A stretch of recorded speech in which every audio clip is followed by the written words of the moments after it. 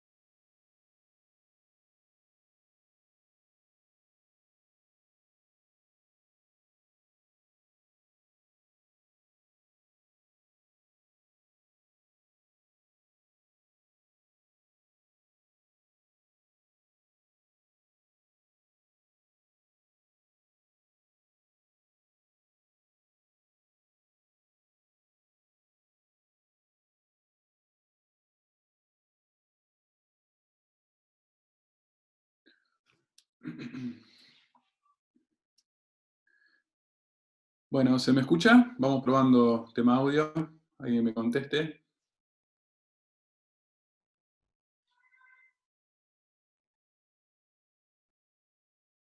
Sí, sí, perfecto. Bueno, gracias. Si alguno quiere y me hace el favor, se habilita la cámara. Veo todas pantallas oscuras, me siento un poco solo en todo esto. Ahí está mejor, gracias, Oscar. El que quiera puede habilitar el video, no hay ningún problema.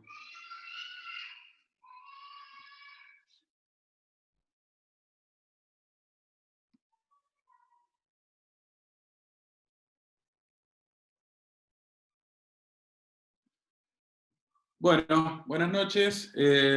Gracias por por aguantarme esta hora, un viernes, encima 1 de Mayo. Se los agradezco, les agradezco el tiempo y la consideración.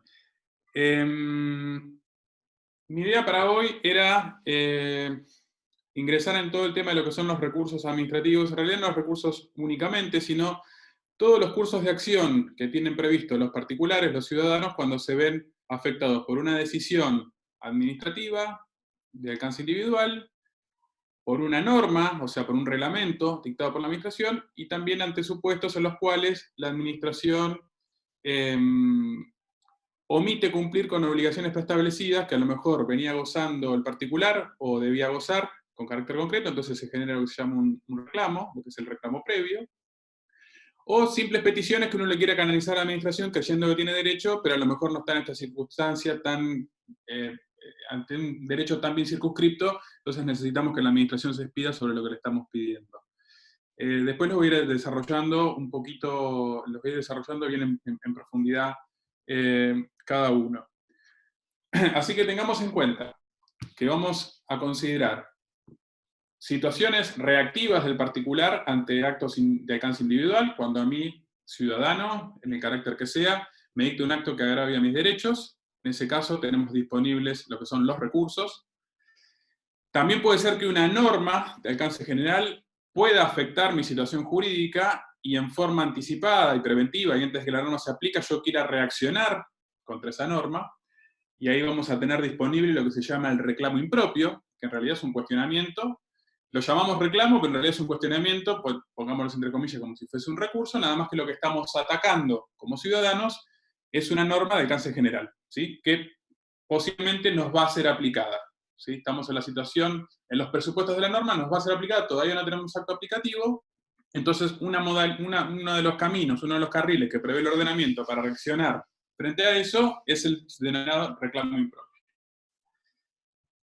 Dentro de lo que son los recursos, vamos a ver que tenemos recursos que podemos denominar ordinarios, que son aquellos que están deducidos en término, digamos, en los cuales los supuestos en los cuales nuestra reacción contra el acto se da en forma tempestiva, o sea, dentro del plazo que tenemos para recurrir una vez que el acto nos es notificado. Y después vamos a tener situaciones que son de índole excepcional o extraordinaria, como es el denominado recurso de revisión, que está en el artículo 22 de la ley, que supone la existencia de un acto firme. Después vamos a ver cuáles son los presupuestos ante los cuales se nos abre la posibilidad de recorrer esa vía para que el acto que estaba firme, la administración considere nuestro recurso y eventualmente lo deje sin efecto o lo modifique o lo que sea. Y también tenemos otra situación que es extraordinaria por intempestiva, digamos, que es la denominada denuncia de ilegitimidad, que es cuando nosotros ejercemos la actividad recursiva, o sea, deducimos el recurso administrativo, pero lo hacemos fuera de término. Entonces ahí vamos a encontrar que hay ciertos límites que la administración encuentra como obstáculo para revisar nuestro acto, pero por sobre todas las cosas entendamos que la denuncia de legitimidad tiene también un reflejo mucho más fuerte en lo que es el control judicial posterior. Ya lo vamos a analizar. Les hago una prevención, y es que, digamos, toda esta charla va a ser abordada desde la óptica del régimen federal, y del régimen federal general, o sea, la Ley Nacional de Procedimientos Administrativos y su reglamento, y su decreto reglamentario. ¿Qué quiero decir con esto? Que tengamos cuidado, o sea, lo que hay en esa ley son reglamentaciones de tipo general, digamos, con lo cual tengamos siempre en cuenta que lo que acá digamos puede ser distinto en las provincias o en los municipios, a partir de lo que es el sistema federal de reparto de competencias, pero al mismo tiempo que pueden existir procedimientos especiales, que a lo mejor prevean recaudos distintos a la hora de deducir los recursos. Plazos más breves, quizás otra denominación para un recurso que no sea idéntica a la que estamos viendo acá en el esquema general. Por eso, esta advertencia. Con el ejercicio profesional ustedes se van a dar cuenta que siempre van a tener que tener muy bien en cuenta en qué terreno normativo se están moviendo, ¿sí? Porque considerar un plazo más extenso, erróneamente, pensando que estamos en el régimen general, cuando a lo mejor tenemos un régimen particular que rige esa relación jurídica, puede traernos un problema y dejar interpuesto un recurso fuera de término. Al mismo tiempo, dentro de lo que son los recursos administrativos, aquellos que se dirigen contra un acto de alcance particular, podemos hacer una clasificación entre los que son optativos y el que es obligatorio, digamos. Grábense que el único recurso obligatorio es el denominado recurso jerárquico. Después van a ver que tenemos el recurso de reconsideración, también previsto, y el recurso de alzada, pero son de interposición facultativa. ¿Qué quiere decir esto? Que el sistema normativo no nos los requiere de interposición obligatoria para poder llevar a cabo lo que se denomina el agotamiento de la vía. O sea, que podemos acceder a la instancia judicial a revisar un acto, ¿sí?, sin necesidad de deducir estos recursos. O, también al mismo tiempo, no hay necesidad para deducir el recurso jerárquico dentro de lo que es la vida, digamos, el carril interno de la administración hasta agotar la vía. No es necesario, por ejemplo, que el recurso jerárquico esté precedido del recurso de reposición o de reconsideración. El recurso de reconsideración lo tengo disponible, pero bien puedo no deducirlo. Puedo deducir directamente el jerárquico, ¿sí? Y les anticipo también que el recurso de reposición lleva implícito siempre el recurso jerárquico, salvo que ya esté agotada la vía y yo esté cuestionando por vía de reposición el acto, el acto dictado por la autoridad con competencia resolutoria final. ¿Qué quiero decir esto? Si el ministro, en el caso, me agota la vía, si yo ya tengo dictado el acto por el ministro, si yo interpongo un recurso de reposición, primero, va a ser facultativo, no lo necesito para acceder a la justicia. Segundo, si está agotada la vía con el ministro, ¿sí?, porque el acto fue dictado por un órgano inferior a este, ya no tengo recurso jerárquico disponible, voy a la justicia, ¿sí? Pero antes de ingresar a los pormenores de los recursos, voy a hablar de algunas generalidades. Entonces, si tenemos, hablamos de recursos, obligatorios y optativos, como esas dos variables, y al mismo tiempo podemos clasificar, digamos, de modo metodológico, los ordinarios que les mencioné y los remedios extraordinarios que suponen actos o cuestionados fuera de término o firmes, ¿sí? Eso para lo que son actos de alcance individual. Entonces, como una definición general, lo que tenemos por recurso es toda impugnación dentro del término previsto por la ley, o previsto por la norma, mejor dicho, para cuestionar un acto, que lo efectuamos en sede administrativa, es decir, ante la propia administración, ya sea para que el órgano que emitió el acto, si estamos en el contexto del recurso de reposición, su superior jerárquico, si estamos en el contexto del recurso jerárquico, o eventualmente la administración central, es decir, el Estado Nacional, en ejercicio de lo que es el control de tutela, que ya vamos a ver, no se preocupen, controle el acto dictado por el órgano superior de un ente autárquico o descentralizado en general, para que esos órganos, en definitiva, revisen, ¿sí?, el acto del inferior o su propio acto, o el acto del ente autárquico, y concluyan si el mismo fue dictado conforme a las reglas de legitimidad, es decir, conforme al ordenamiento jurídico, y lo revoquen, lo modifiquen o lo sanen según cuál sea el caso, ¿sí? Vamos a ver también que los supuestos de legitimidad no son los únicos por los cuales se puede llegar a cuestionar un acto administrativo, sino que también tenemos aquellas cuestiones vinculadas al interés público que comúnmente conocemos como de oportunidad, mérito o conveniencia. ¿Cuál es el rol de los recursos? En definitiva, un poco estamos anticipando con lo que ya hablamos, pero el rol del recurso es, por un lado, es garantía para el particular, ¿sí? Es esa posibilidad que le brinda el ordenamiento para reaccionar ante un acto que lo perjudica, ¿sí? También se entiende que el recurso es una suerte de carril conciliatorio previo, para aquellos que defienden la obligatoriedad de los recursos, fundan esa obligatoriedad, sobre todo el recurso jerárquico, ¿no es cierto?, fundan esa obligatoriedad en el hecho de que la administración puede lograr con el particular, a partir de lo que el particular le pone de resalto como un error o como un vicio en el acto, pueda considerar sus intereses y llegar a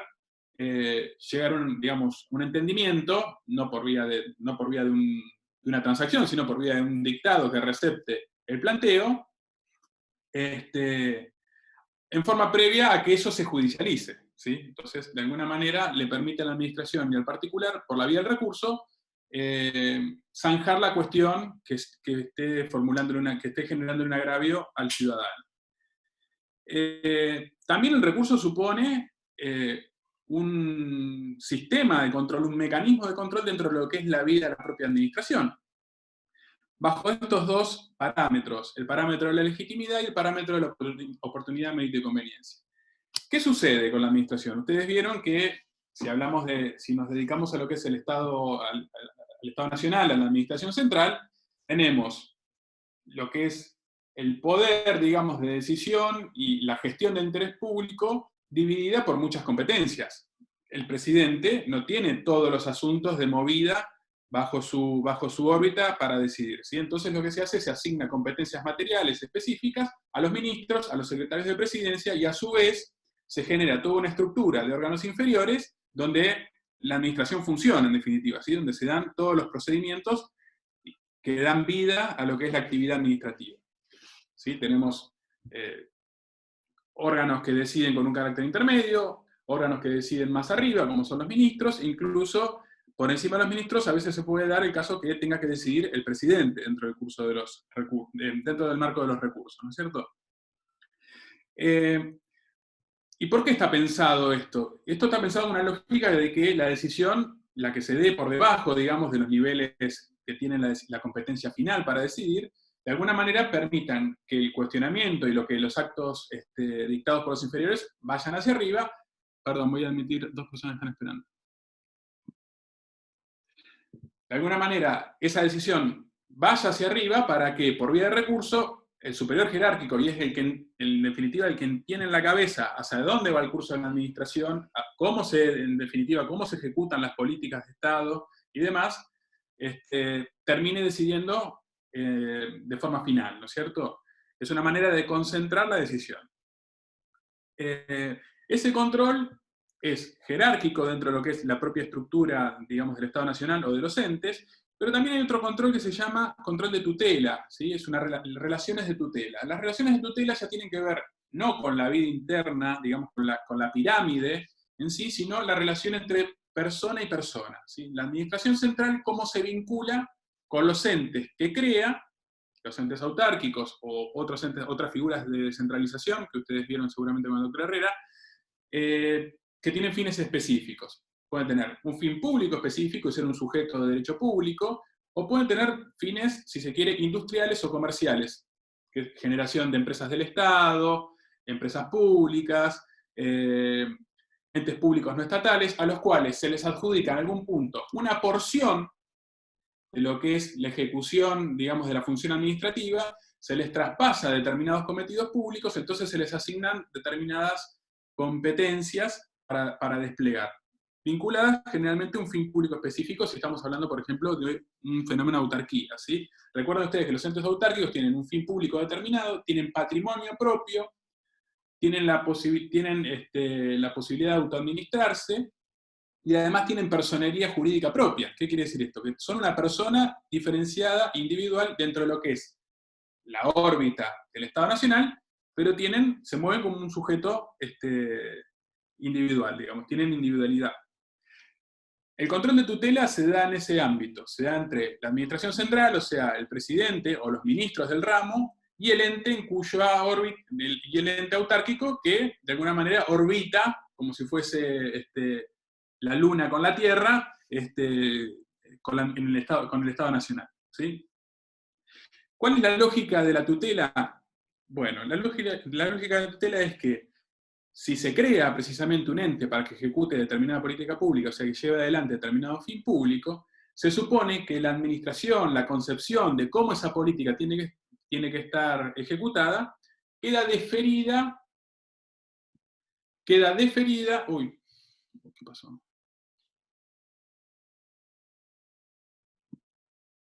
¿Me ven? Un segundito, por favor, ¿eh?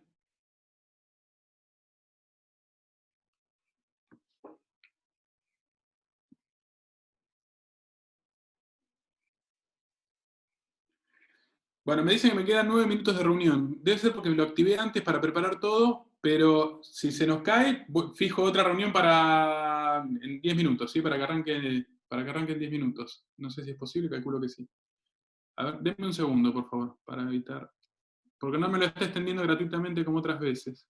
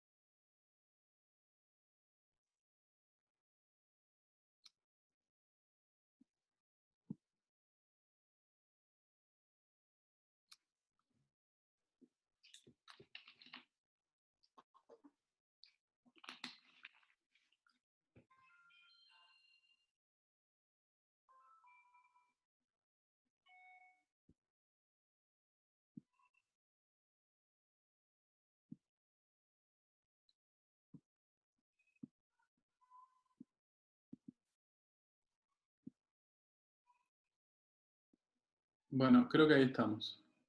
Si fallo, nos volvemos a conectar.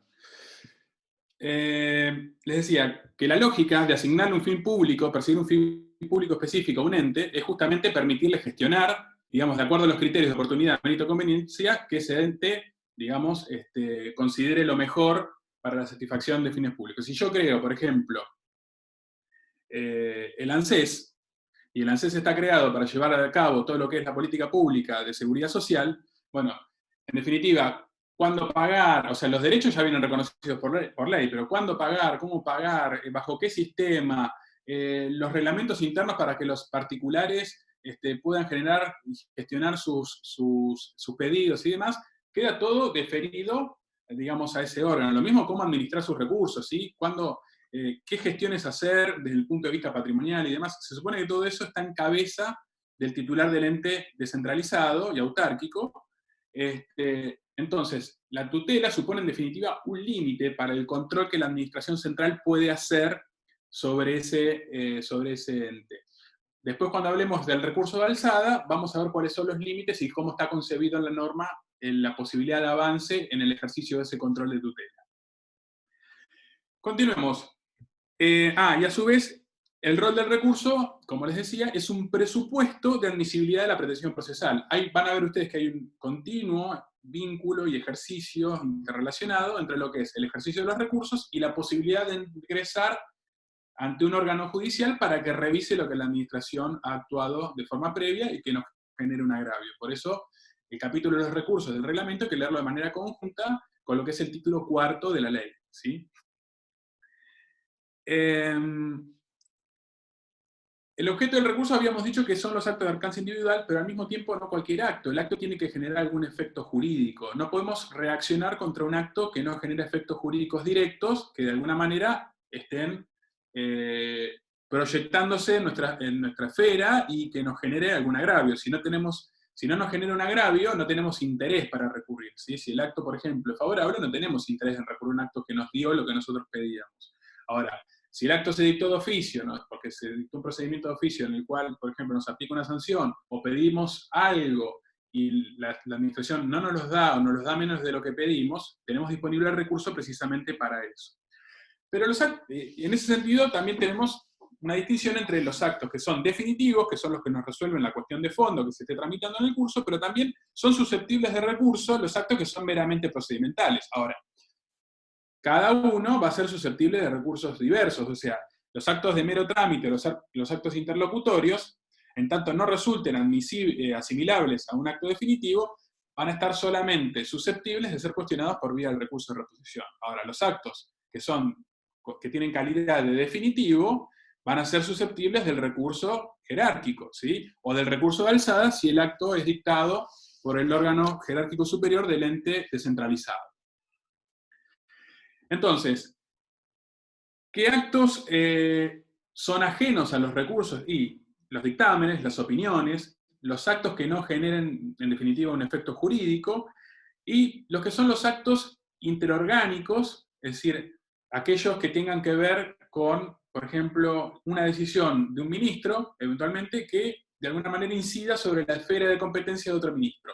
Esas situaciones, no hablo del ministro, digamos, como funcionario, sino del órgano ministerio, digamos, de órgano ministerio a órgano ministerio. Si hay digamos, un contrapunto entre órgano y órgano, eso no lo se decide por vía de un recurso. O sea, el titular, el ministro no va a deducir un recurso, sino que todo se va a zanjar dentro de lo que es la vía jerárquica, la estructura jerárquica. Entonces, el superior jerárquico, Poder Ejecutivo, jefe de gabinete, de ministro, si es que tiene competencia para esa cuestión, van a decidir sobre esa diferencia. Lo mismo sucede con los actos, digamos, las cuestiones intersubjetivas, ¿sí? Si un ente autárquico lo perjudica la decisión de un ministro de la Administración Central o un acto de otro ente autárquico, no van a zanjar la cuestión vía recurso entre ambos. Hay todo un procedimiento que es el del procedimiento de los conflictos interadministrativos, que está establecido, o estaba, creo que hay una ley que ahora la sustituyó, en la ley 19.983. Entonces, todo lo que tiene que ver con los conflictos intersubjetivos de las personas públicas, o personas estatales, mejor dicho, entre las personas estatales, se van a zanjar por vía de ese procedimiento especial. La legitimación para deducir los recursos, estuvimos viendo que la norma exige un interés legítimo o un derecho subjetivo vulnerado, y ya estuvimos viendo las situaciones jurídicas subjetivas, qué diferencia tienen estas dos categorías. O sea, que un interés simple, o sea, el interés de un ciudadano para cuestionar un acto porque simplemente considera que está mal, que está erróneo, pero que no lo perjudica, no va a tener un recurso disponible ese ciudadano, sino que tiene eventualmente el mecanismo de la denuncia, donde por medio de una denuncia hace saber la irregularidad que eventualmente la administración está cometiendo con ese acto, pero lo que resuelva la administración en el contexto de esa denuncia no lo va a habilitar a llevar la cuestión ante la justicia ni a interponer un recurso sucesivo, ¿sí?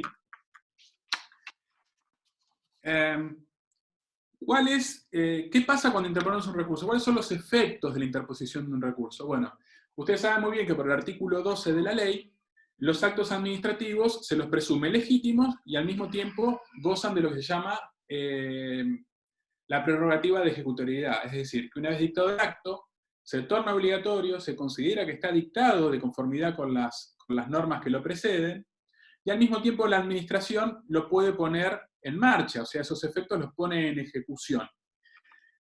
En ese sentido, salvo que haya una norma que disponga lo contrario, algunas hay, la interposición del recurso no genera la suspensión de los efectos del acto. A ver, si lo comparamos con una sentencia dictada en un proceso ordinario, en un proceso judicial de tipo ordinario, la apelación que yo deduzca contra la sentencia definitiva no tiene efectos suspensivos, ¿sí? No así con los actos, administrativos. O sea, la sentencia no se ejecuta si yo la cuestiono. En cambio, el acto sí se ejecuta aunque yo lo cuestione. A salvo, digo de nuevo, que una norma disponga que la interposición del recurso suspende sus efectos. Entonces, ese acto no se va a poner en marcha hasta tanto no resuelva el superior. Si el superior resuelve y lo confirma, dice que el acto de abajo está bien, en ese caso sí, ahí va a generar efectos, pero tiene que haber una norma que específicamente contemple eso. La interposición de recursos también incide dentro de lo que es el plazo de prescripción, y también incide fundamentalmente por esta relación que dijimos que hay entre lo que sucede en sede administrativa y la revisión judicial posterior, incide dentro de lo que es el cómputo del plazo de caducidad para deducir la demanda judicial, es decir, para deducir mi pretensión judicial cuando el acto me perjudica. Si yo tengo un acto administrativo, supongamos que es un acto definitivo que me resuelve la cuestión, me genera agravio, si yo deduzco el recurso, el plazo de caducidad no nace, porque tengo un recurso útil, ejercido en tiempo admisible, que hasta que no me lo resuelvan, o hasta que hasta que no lo resuelven, y me lo confirman, digamos, confirman ese acto, que sigue